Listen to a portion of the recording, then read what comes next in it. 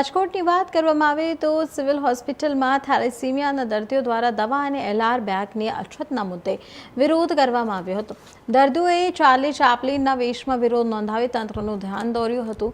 સમગ્ર મામલે સિવિલ હોસ્પિટલના સિનિયર તબીબ ડોક્ટર કમલ ટોટિયાએ મહત્વનું નિવેદન આપ્યું છે। તેમણે જણાવ્યું કે હોસ્પિટલમાં થેલેસીમિયાની દવાનો પૂરતો જથ્થો ઉપલબ્ધ છે। દર્દીઓ એક જ કંપનીની દવા આપવાની માંગ કરી રહ્યા છે।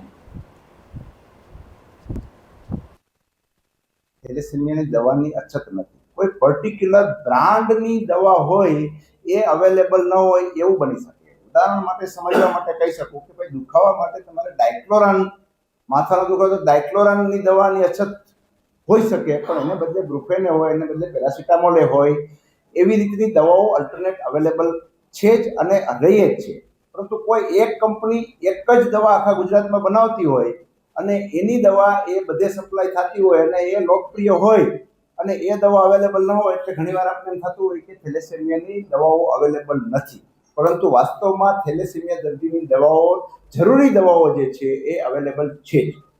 અને અમુક વસ્તુ અમારા સુપ્રિન્ટેન્ડન્ટ મેડમની ખાસ સૂચના છે કે એ બાબતની અંદર જીએમએસસીએલ છે જે આપણે કેન્દ્રીય ધોરણે આપણે પ્રોવાઈડ કરે છે, એનો ઘણીવાર રેડ કોન્ટ્રાક્ટ કે એની અંદર વહેલું મોડું થયું હોય કે પહોંચવામાં વાર હોય તો અમને સૂચના આપેલી જ છે સુપ્રિન્ટેન્ડન્ટ મેડમ તરફથી કે દરેક બજારમાંથી પણ મગાવીને આ બધી જ દવાઓ દર્દીઓને જરૂરી, એ દવા ન મળે તો બી દવા, પણ એના માટે જે જરૂરી દવા છે એ દવા પ્રોવાઈડ કરી દેવાની। એટલે આપણે ઘણીવાર લોકલ ખરીદી કરીને પણ એ દર્દીઓને પૂરી પાડવી। જે દિવસે કહી દઉં કે એલઆર બેગની અમુક મહિનાઓ પહેલા, અમુક દિવસો પહેલા, એટલે કે હમણાં અછત હતી એવું ખ્યાલમાં આવ્યું હતું, પણ અત્યારે એલઆર બેગની એટલી બધી કોઈ પણ અછત નથી અને અમારા સુપ્રિન્ટેન્ડન્ટ મેડમે આખો ઓવરસ્ટોક થઈ જાય એટલી હદે એલઆર બેગ આવી ગઈ છે અને રાખી દેવામાં આવી છે। એટલે હવે એલઆર બેગની અંદર કોઈ પ્રશ્ન